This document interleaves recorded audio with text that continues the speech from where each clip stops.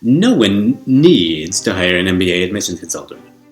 Even as an MBA admissions consultant, I'm happy to tell you that numerous candidates every year are admitted to top programs, even Harvard, Stanford, and Wharton, and they have not used a consultant at all. Some candidates might even win a generous scholarship. But that is different than the statement that applying on your own maximizes your chances of having that outcome. In a pool with, at Harvard, a little over 9,000 applicants, of course some people may get a good result even if they didn't do each step of the process in the correct way. MBA admissions consulting is not fundamentally about taking someone that has almost no chance to get into an MBA and then magically getting them admitted, despite the fact that they have terrible grades, terrible test scores, they're unemployed, unrealistic career goal. You just can't do that. You need to have certain basic building blocks in place before you're going to be a realistic candidate for a top MBA program. But MBA admission consulting is much more about turning that 10% chance into a 30 or 40% chance, turning a 30% chance into an 80% chance. It's about optimizing your odds of success. And then when you look at the big picture, the value that an MBA can add to your career, not just that first jump from the pre-MBA to post-MBA job, but the kind of long-term way it helps you be promoted faster and faster.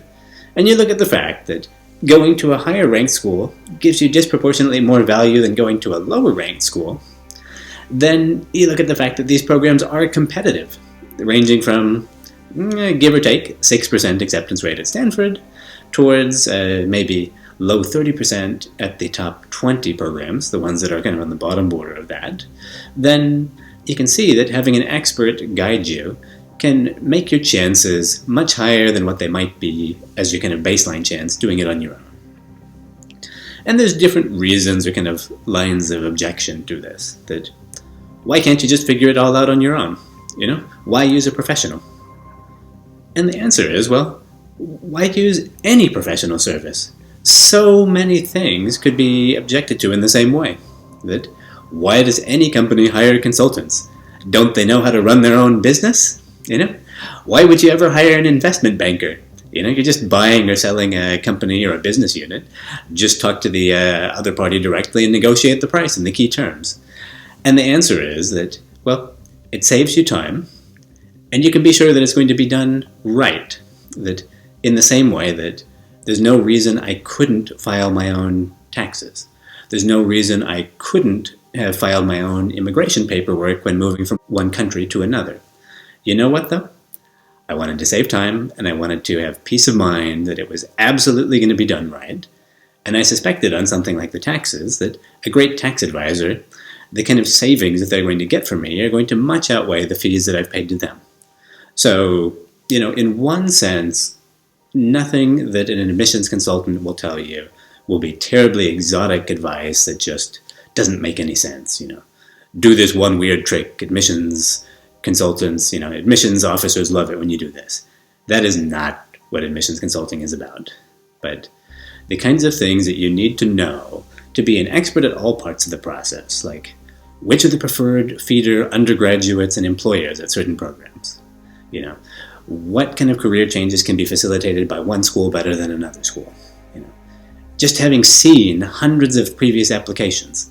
And we see, of course, not just the applications from our clients, we see declined applications that we did not work on when people ask for a DING analysis, and we see successful applications that we did not work on when people come for interview prep.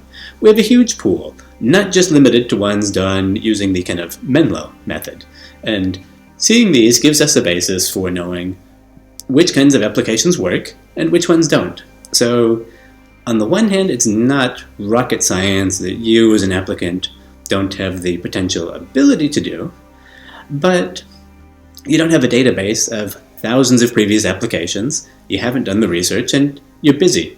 You're taking the GMAT, you're working hard in your job, and you need the right answers now so you can do the work instead of spending all your time on the research. So in a way, each person must make their own calculation. But the reasons that people sign up for admissions consulting services is that they look at that value of getting into a better MBA, which can be in the hundreds of thousands of dollars over your career. They look at the potential value of scholarships, which can be in the tens of thousands of dollars, and they compare that against the admissions consulting fees. They look at the ancillary benefits, like the fact that if you save time, what if you spend your time, instead of reading admissions consulting articles, what if you spend your time doing the work of building your profile instead? And you spend the rest of the time you save doing a better job at work and you earn a bigger bonus. That people look at these factors and then they determine it has a good ROI for them to hire an admissions consultant.